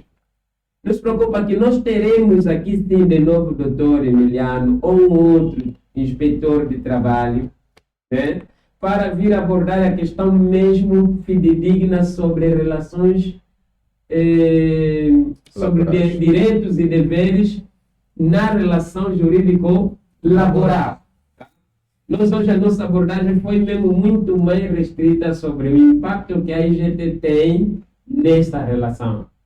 Tá? Então, falar sobre a relação, sobre direitos e deveres numa relação empregatícia, numa relação laboral, é muito amplo. E nós temos que falar sobre a obrigação de contratos, nós temos que falar sobre se deve pagar quanto ou não quanto. Uma questão aqui do internato que eu até não estou conseguindo fazer por causa do prazo, o tempo, sobre a questão do salário mínimo nacional, né? Se é 50, se é 70 ou se é 100 mil, coisa. Isso tudo nós vamos ter que abordar numa live, num encontro futuro, talvez tão breve, né? Vamos ver como é que está a agenda do Dr. Emiliano, ou talvez também do próprio Dr. Teta, para vermos aqui qual é o dia que podemos voltar aqui para falar sobre esse tema, porque é muito importante. Falarmos sobre direitos e deveres numa relação laboral. Aqui muito pedido, doutor, sobre essa questão, se o empregador deve dar ou não deve dar contrato, por exemplo. O contrato deve mesmo ser escrito ou não. Aqui, por exemplo, alguém que diz, eu não me deram um contrato, mas estou a trabalhar. Mas aqui, doutor, foi só essa resposta desse internauta, porque ele voltou a fazer. E depois aqui diz uma outra que diz cordiais saudações ao corpo do painel. É a caríssima Juliana José. Gostaria de saber como é que a IGT atua na salvaguarda dos direitos dos empregados domésticos. E eu junto a essa questão, se a IGT também intervém na questão daquele que eu trabalho em teletrabalho. Não sei se vai conseguir esquecer, nós demos-lhe muitas questões. E aqui também o doutor Teta, onde puder intervir, pode também, tá? Exato. Já estamos mesmo em últimos minutos, estamos em menos de 10 minutos. Exato. Pronto, De forma resumida, né? na verdade, há muita coisa por se dizer, muita coisa por se dizer, e a intervenção dos internautas realça a importância do tema, realça a importância de ter a Inspeção Geral do Trabalho para painéis como estes, e também do sindicato, não é? E, portanto, queria só, em parênteses, fazer apelo aos nossos internautas que podem estar descansados, que a Inspeção Geral do Trabalho é uma instituição que tem as portas abertas e atende todo mundo que lá for e não precisa marcar audiência. E quem quiser efetivamente entrar em contato com o inspetor Emiliano, pode chegar à Inspeção Geral do Trabalho E como eu disse, não precisa marcar audiência, eu atendo todo mundo e nós todos atendemos todo mundo com alguma, O que faz do jurídico faz. atendemos sempre com aquela celeridade possível. Os inspetores de trabalho, a Inspeção Geral de Trabalho é uma instituição que se preocupa efetivamente com o bem-estar dos sujeitos dessa relação laboral.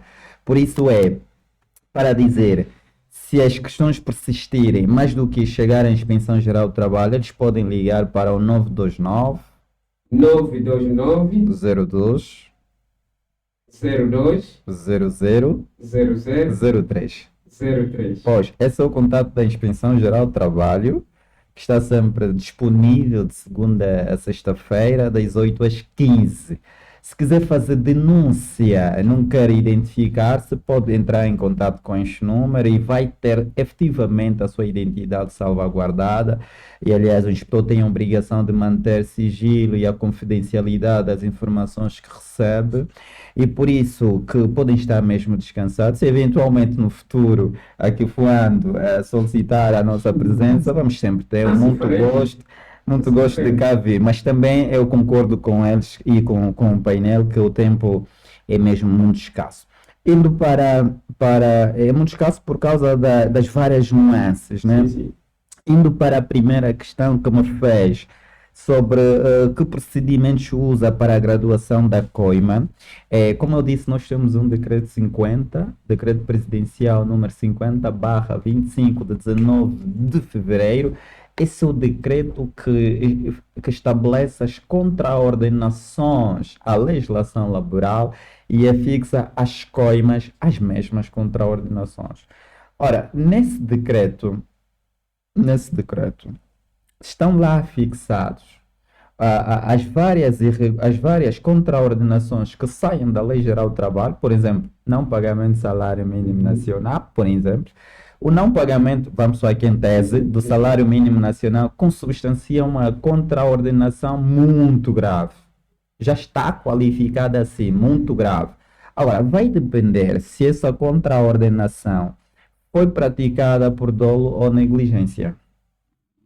Se foi praticada por dolo, temos o artigo, por exemplo, o artigo 11 desse decreto, artigo 11, número 3, a linha A, que fala que quando o dolo ou quando a contraordenação, que é muito grave no caso, foi praticada por negligência, a coima varia de 18 a 21 vezes o salário médio mensal praticado na empresa. Essa é uma questão técnica. Agora, a questão é, o que é salário médio mensal? Vamos aqui a um exemplo muito claro. Vamos supor que o Dr. Teta, meu colega, ganha 80 mil kwanzas, quando deveria ganhar 100 mil kwanzas. Ao nosso moderador, permita que ele conste nesse exercício, ganha, vamos lá dizer, 120 mil kwanzas. Ambos trabalham na mesma empresa. A empresa é inspecionada no domínio do salário mínimo nacional. É visto ao doutor que ganha 120 mil e ao doutor Teta que ganha 80 mil kwanzas. A contraordenação está lá, qual é de pagar a um dos colaboradores o inferior a 100 mil kwanzas para a tipificação da empresa. Vamos supor que seja uma pequena ou uma média empresa. Ora, como é que nós vamos determinar o salário médio mensal? Soma-se os dois salários que está na folha de salário e divide pelo número de trabalhadores.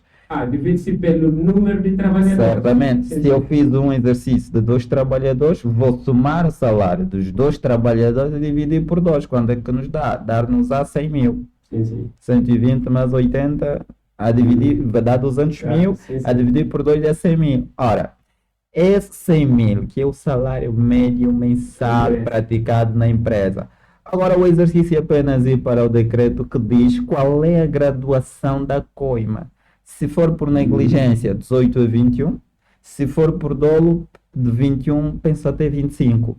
Ora, se nós identificamos que for por negligência, até porque a empresa desconhecia a existência da legislação, mas ainda assim, efetivamente, por causa do artigo 6º, a ignorância lei não exime a entidade empregada da responsabilidade de vida, é aplicada a coima efetivamente, multiplicado esse salário médio de 100 ao número da variedade da coima, 18 a 21. Ora, o 18 a 21 vão depender das circunstâncias.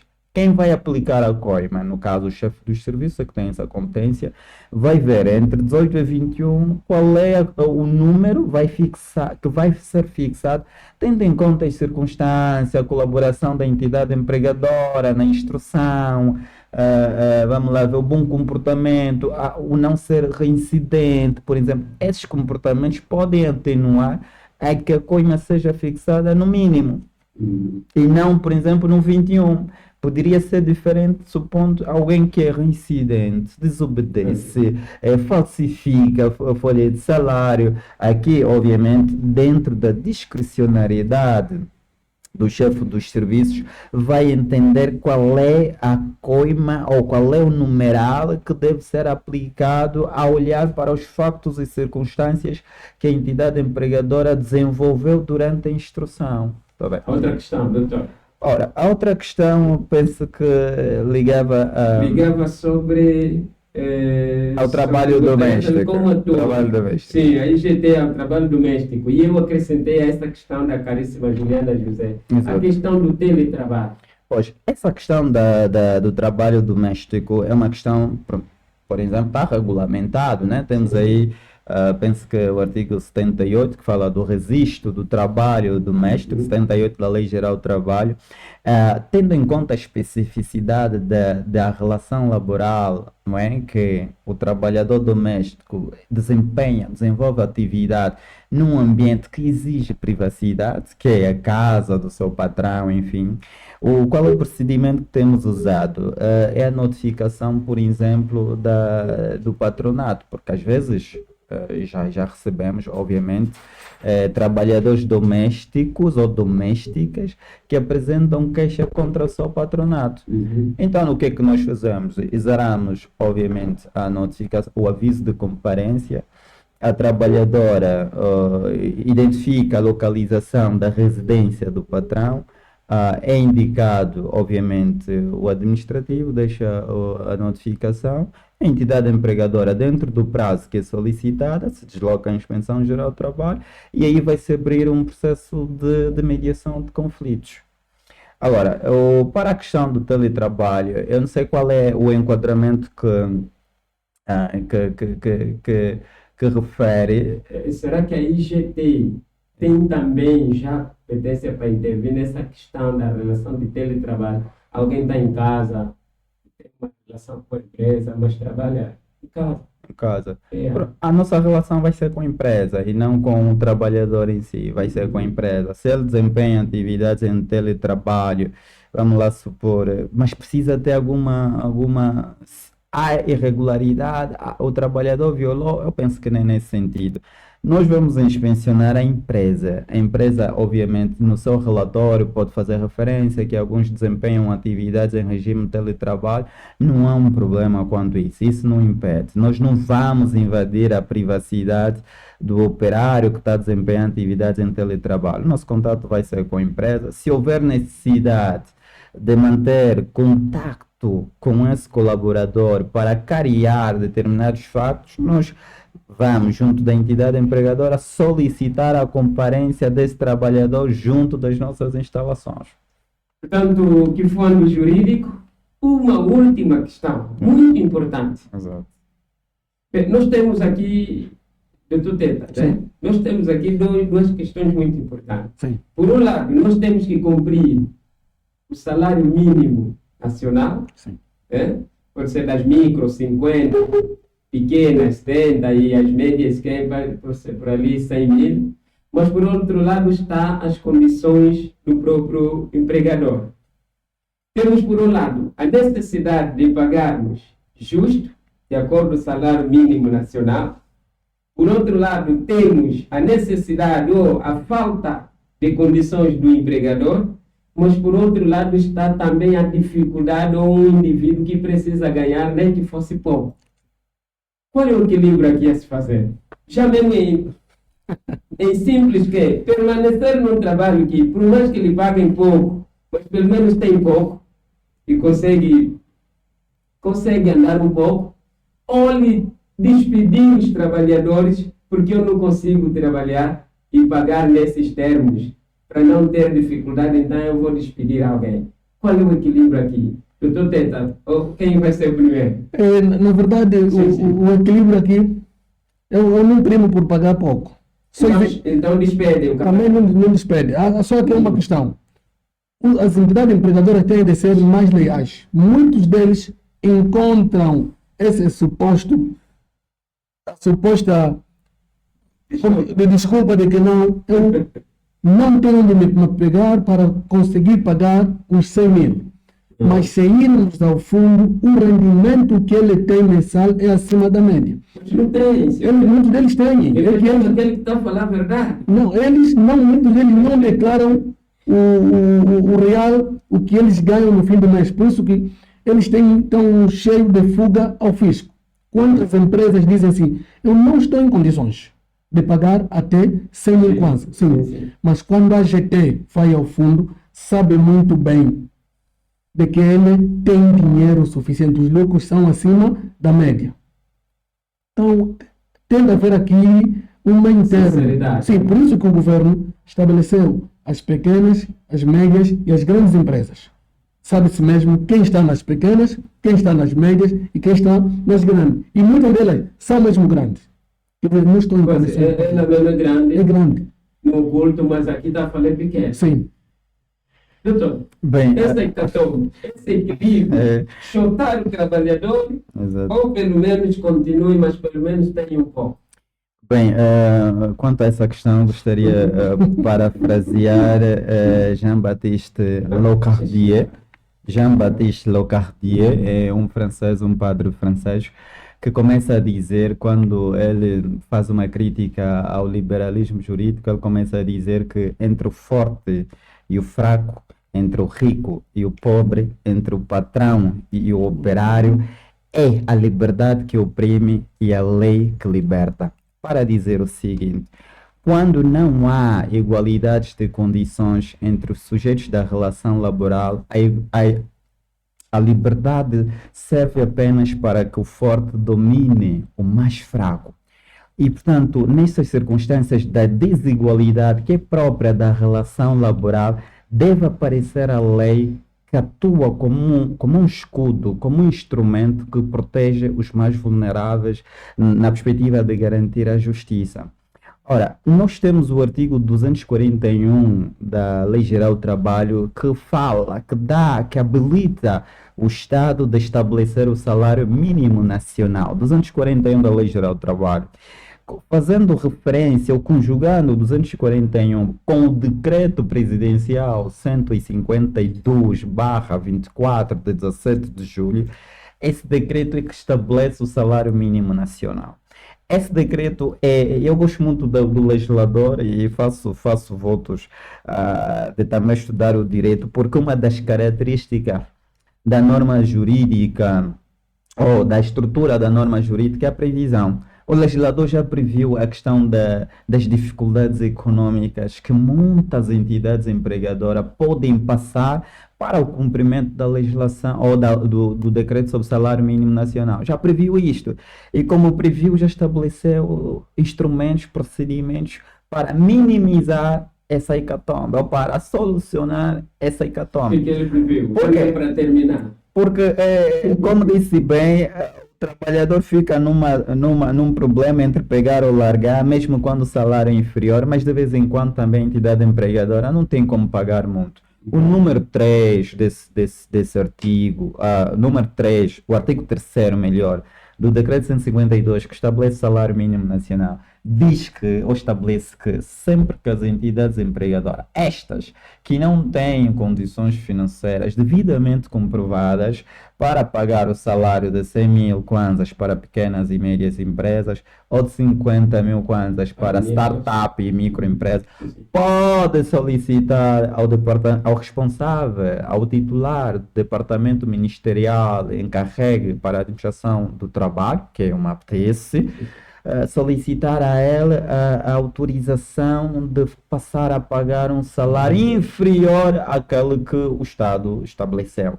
Desde que cumpra os procedimentos, junto, por exemplo, as declarações financeiras, o relatório financeiro do ano anterior. Há uma série de obrigações que a entidade empregadora deve reunir e basta dirigir à Direção Nacional do Rendimento do Trabalho para ver que o seu interesse seja deferido, ou seja, é dirigido para esse departamento e vai-se analisar as circunstâncias, os factos, as provas apresentadas.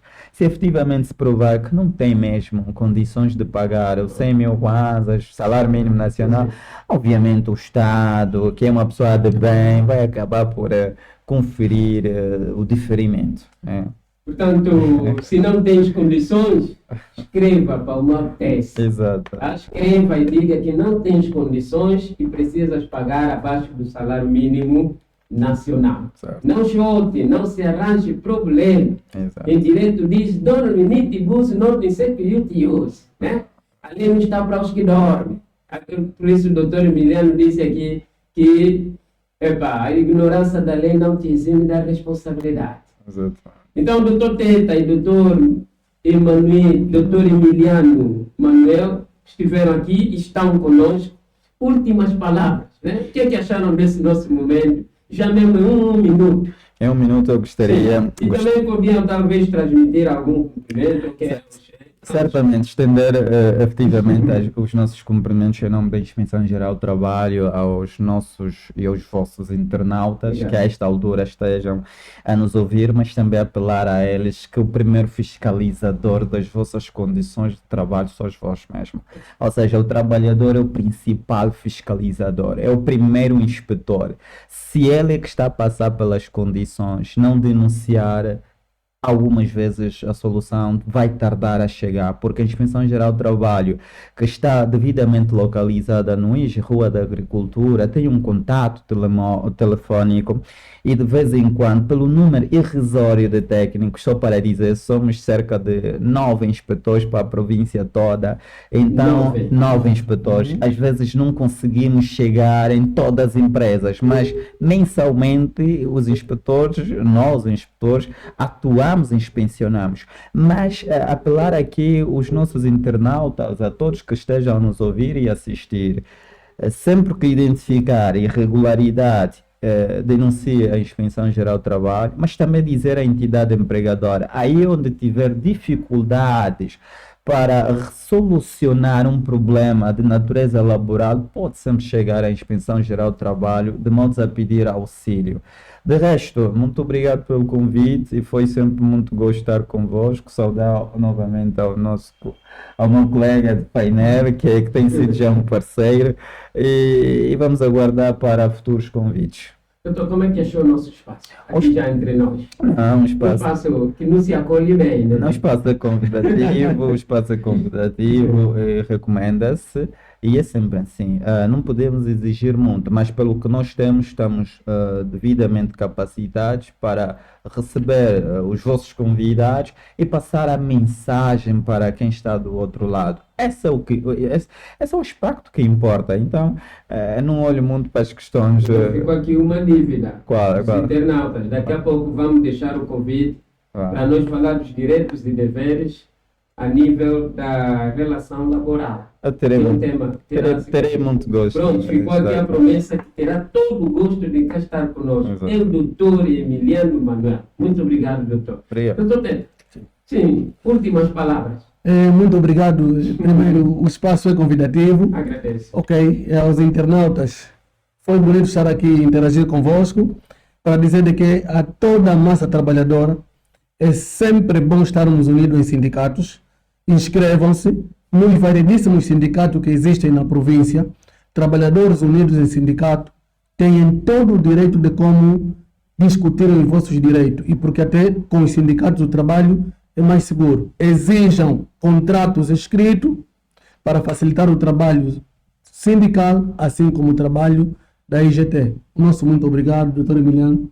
Valeu bastante. Doutor, tem um número para que possam ligar, por exemplo, ao sindicato? Sim, temos. Por favor. É o 949 sim.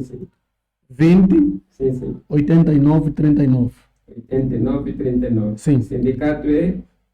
União dos Sindicatos do IJ. União dos Sindicatos do IJ. Sim. Portanto, o doutor Miguel Teta, ele que é síndico junto à UNTA, doutor Emiliano Manuel, técnico da IGT UIS, estão aqui e mostraram ao dia mais bem que são pessoas, sim, fidedignas e que merecem, sim, nossas palmas de agradecimento. Denuncie qualquer ato de transgressão à Lei Geral do Trabalho, 929-02-0003. 929-02-0003. Qualquer denúncia, qualquer informação, qualquer questão que queira esclarecer, pode ligar à IGT ou então chegar até a rua da agricultura. Tá? Ali quem vai quase à rua industrial, está ali então o gabinete provincial, chama-se gabinete provincial. Não, Serviço Provincial da Inspeção. Serviços Provinciais da Inspeção Geral de Trabalho no IS. Portanto, se não quiser ligar à IGT e quiseres aderir a uma união de sindicatos, por exemplo, queres aderir à união de sindicatos do IS, queres aderir, queres ser também um associado, queres também fazer parte, ligue para o 949 20 89 39. 949 20 89 39. Ambos números, mesmo denúncias, mesmo informações podes fazer, quer a partir do 929020003 ou dos 949 20 89 39, a partir da União dos Sindicatos do UIS. Hoje mesmo, em última instância, tão rápido, vamos falar do livro do dia. Em menos de 3 minutinhos, hoje o nosso livro do dia, área técnica. Agradeceria que me desse o nosso livro do dia ali. Queríamos agradecer também aqui, como não bastasse, a presença do ilustre, do meritíssimo doutor, meritíssimo juiz, doutor Benjola, Lázaro Benjola. Nosso doutor, nosso amparo aqui. Muito obrigado, doutor Lázaro Benjola. Doutor Lázaro, traz o livro para nós podermos promover aqui, porque doutor Lázaro daqui a pouco vai lançar o seu livro. Não é? Doutor Lázaro, traz aqui na sua casa, no Quifando Jurídico, porque o doutor aqui tem lugar para poder promover também o nosso livro. Tá? Aqui os nossos internautas já estão a pedir o livro do doutor Lázaro Benjola. Traga aqui para nós poder promover. Pronto, agora mesmo já está ali em tela o Direito Penal de Angola. Né? Direito Penal de Angola. É de um ilustre penalista. Eu, como penalista, então, eu amo muito esse cara. Né? Eu amo muito meu cota ali, aquele meu mestre, mas como hoje não é dia dele falar, vou falar desse camarada. Nós estamos aqui, Manuel Simas Santos. Livro do Dr. Manuel Simas Santos. Dr. Manuel Simas Santos é um penalista acérrimo de Angola, um penalista angolano que nós todos batemos palma. E temos aqui o livro Direito Penal Angolano. Ele aborda o direito penal na linguagem nossa angolana, usando o nosso calão, usando a nossa gíria, usando a nossa forma de falar, né? Vou te raspar na parede, ou então vou te raspar na parede. Né? Doutor Simas Santos, com o seu livro Direito Penal Angolano. Quem puder, é só procurar. Está em quase a maior parte das livrarias. Tá? Nós também no Quifando Jurídico, se puder ligar, pode ligar sim. Nós vamos fazer tudo para então teres o teu livro ali a seu dispor. Portanto, Direito Penal de Angola, de Manuel Simas Santos, da editora Escolar Editora, é o livro do dia de hoje. Portanto, mais uma vez, Quifando Jurídico, nós queremos agradecer todos, queremos agradecer a Admark, a empresa, uma das empresas patrocinadoras, queremos agradecer a Cris Vuns, também uma das empresas que não ficou de fora com a Quifando Jurídico, queremos agradecer a Stream Event, a empresa de publicidade e marketing. Queremos agradecer a Kuhulula Mwanda, centro médico que atende seus pacientes com muita empatia e humanidade. Está localizada ali na Rua dos Candeeiros, né? Ali ao bem Bangando, cidade do Uís. Quem puder pode chegar lá e vai ser atendido. Em qualquer uma dessas empresas, é só chegar e falar em nosso nome, em nome do Kifundo Jurídico, tu terás descontos de, meu diretor, de até 7% do valor. Tá? Tu terás desconto até 7% do valor de tudo quanto vendem essas empresas. Agora, você que é uma empresa, também quer se juntar com a Kifundo Jurídico. Tu que és uma empresa e queres também promover os teus serviços. Tu que és uma empresa e também queres prestar solidariedade. Comunique ao Kifundo Jurídico. Nos contacte ao número 924 59 34 63. 924 59 34 63 e faça a tua marca se tornar uma marca mesmo a nível nacional. Melhor, a nível internacional. E temos aqui internautas do Brasil, Portugal e uma internauta nossa angolana que está na África do Sul. Epa, Kifundo Jurídico internacional. Mais uma vez, muito obrigado, doutor Emiliano. Muito obrigado. Doutor Teta, é um prazer enorme. Muito obrigado. Ficou aqui a dívida que a próxima vez vamos estar aqui. Sim, né? sem problema. Pronto. Tchau, tchau. Mumbo, tomorrow. Estamos juntos. A gente como? Até amanhã é como, doutor. Embaixo. É mais, tá? Tchau, tchau, meus amigos. Vai. Bem-vindo ao som do direito em movimento, Kifundo Jurídico.